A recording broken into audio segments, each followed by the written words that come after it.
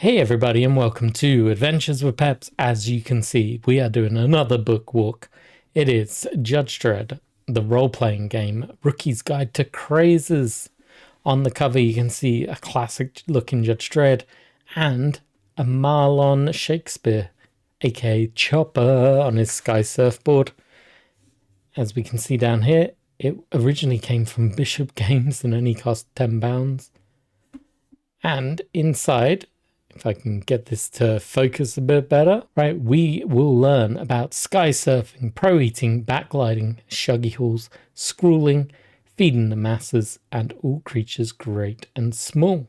Oh, and getting ugly. This is pretty exciting. I've had this book in my collection for quite a while now.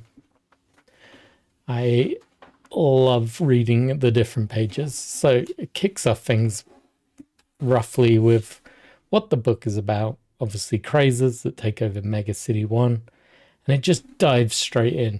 Unlike a lot of books, this just goes straight into it. So we get a nice page about sky surfing.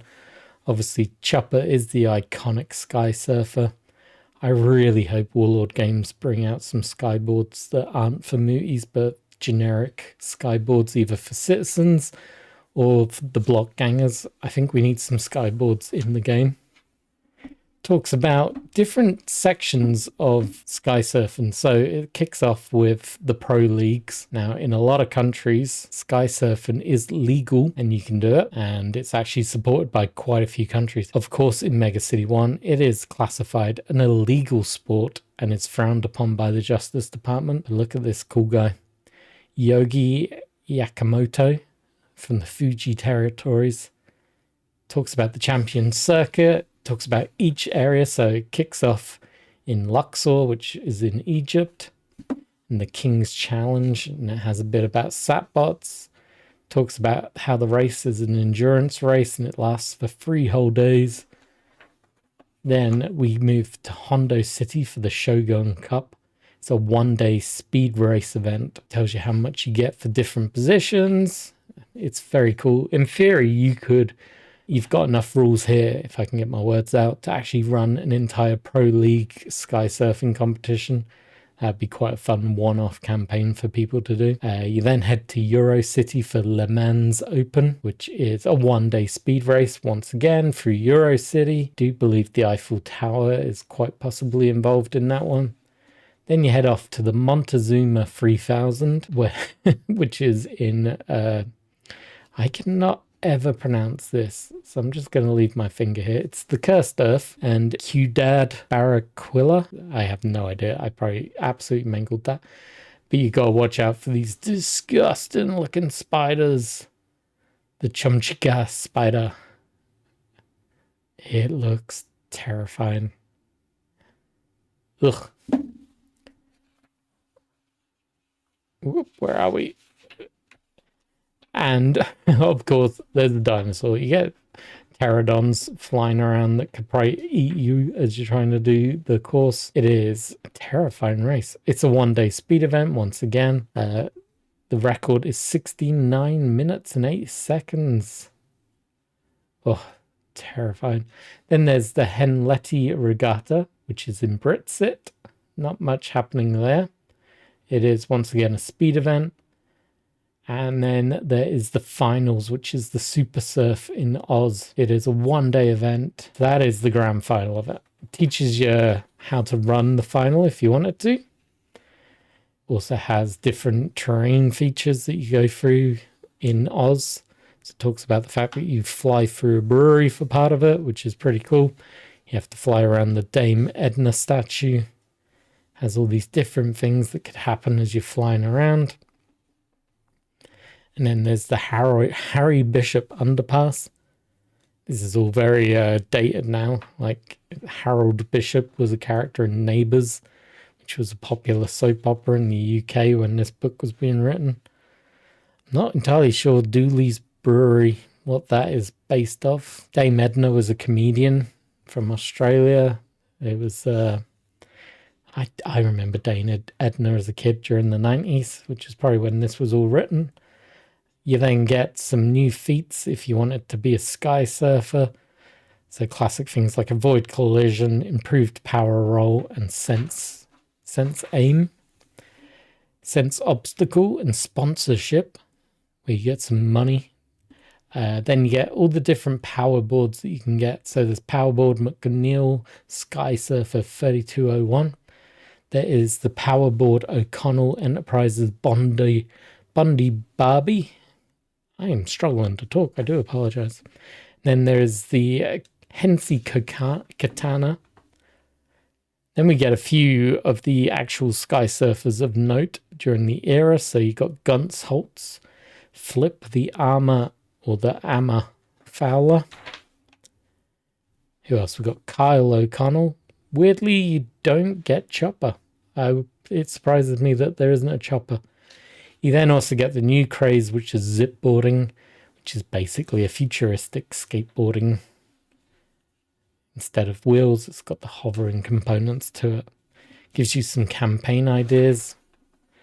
And then we move into the next craze, which is pro eating. This is very common and represents the fatties of Mega-City 1. Talks about how they have competitions and how for the most part it is an illegal sport because Mega-City 1 cannot handle the food requirements needed. Some beautiful artwork in here, like the fatties as they rip down a wire fence. Talks about how the underworld have got involved and sometimes use the fatties to move drugs around the city.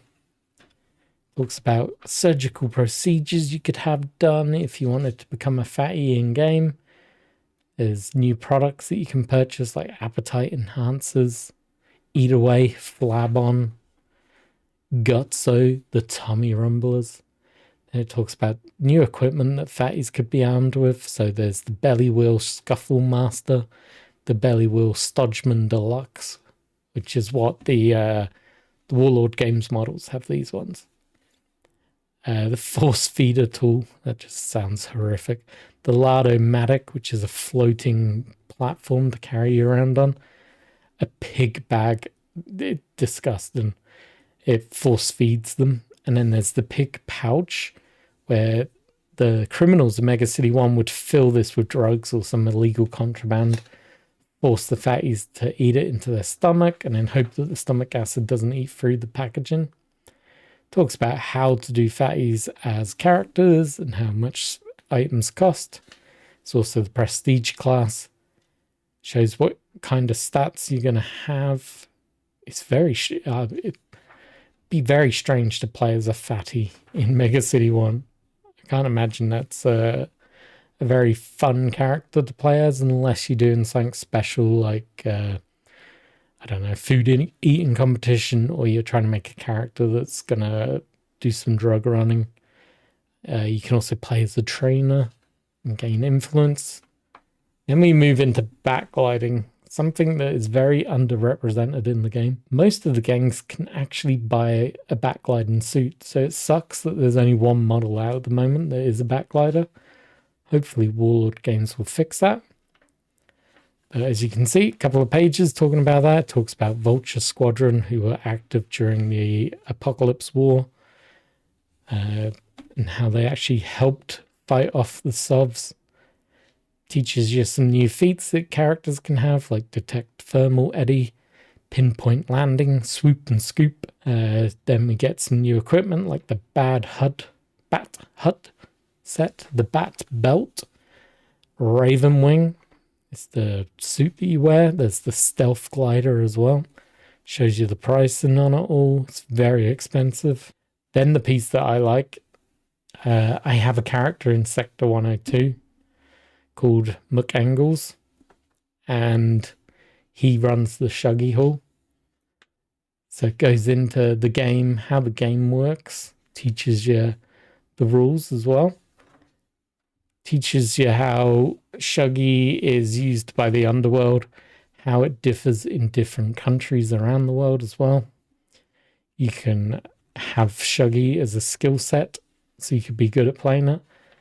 Get the actual in-game rules on how to play.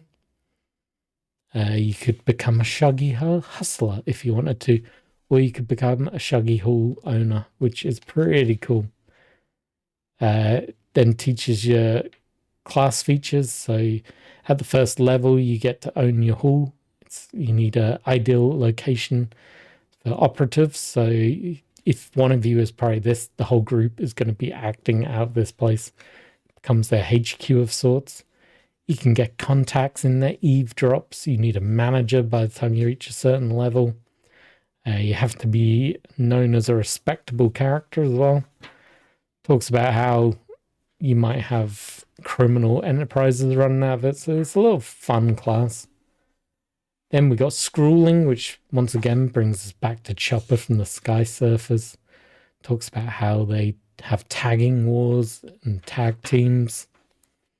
New equipment includes Zipline, the Spray Doodle, Spido Man. That's a terrible name, but it allows you to climb the walls. Camo cloaks. Get the prior life skill of a Scrawler. There's the Tag King prestige class for characters. Then they got their own feats once again, like Scale, Sheer Surface, Contort, Blend In, Signature Tag, and Bolt Hole. Then, like, we're only like halfway through the book. This thing is absolutely packed. Talks about game shows, being a game show host. That could be quite funny. Soap operas, you can be an actor if that's up your alley. There's reality TV, sports TV, how to go about broadcasting in Mega-City 1, how people get addicted to TV. It's also judge spotting, very similar to train spotting, but a judge spotter has all the rules to be one of them. Teaches you how to be in plain sight, gaining access to data, improving your sector knowledge, insider information. You get good at knowing where the judges are going to be. You could also be a pirate radio station, which is pretty cool. You then get a little bit about creating your own Tri-D shows and what they could be based off. Shows a little bit of the sports games. I need to really make one of these teams. I think I'm using like Blood Bowl Humans as the basis for it. Just need to learn a little bit more about it, but I do love the idea of it. And then we get all creatures great and small. So this is humans that collect pets that they shouldn't have. So the first example is a Griblig, which look hilarious. Little furry, weird teddy bear cat. You can then have rad fleas, which sound disgusting and also look disgusting. The comic strip that had rad fleas in was a great read. I think they end up nuking the location to get rid of them. You could become a pest control officer if you wanted to, and then upgrade to a pest control commander, which is pretty cool. That'd be a good one to have facing off against xenomorphs. It talks about the Banzai Battalion robots, which, if I remember correctly, they got their own spin-off comic, and they're like robots that are pretty tiny, and they go into rat holes to go kill rats and pests and things like that. Then we're going to finish the book off. We get a couple of pages about getting ugly, which was a cool trend. Otto Sump created, he was the ugliest man alive, and he could never be made to look nice. So he instead created a craze where everybody had to get ugly instead. He made an absolute fortune of it. It talks about different creams you could take, different perfumes that smell bad. It talks about face-changing clinics. It has the 9 steps to get ugly. The fact that it's grunge is a type of food that Otto Sump also created. And that is it for this book. Nice, quick, dirty video for you today. Nothing too crazy, but I hope you enjoyed. If there's anything you want me to take a better look at for you or post in the community section, let me know. I'll take a photograph, I'll have a read for you, and I'll let you know. But until then, I hope you enjoyed. If you got any form of value from this, make sure you drop me a like and subscribe. It all helps. And I will catch you in the next video soon. As always, cheers for watching. And if you want to continue watching, watch this.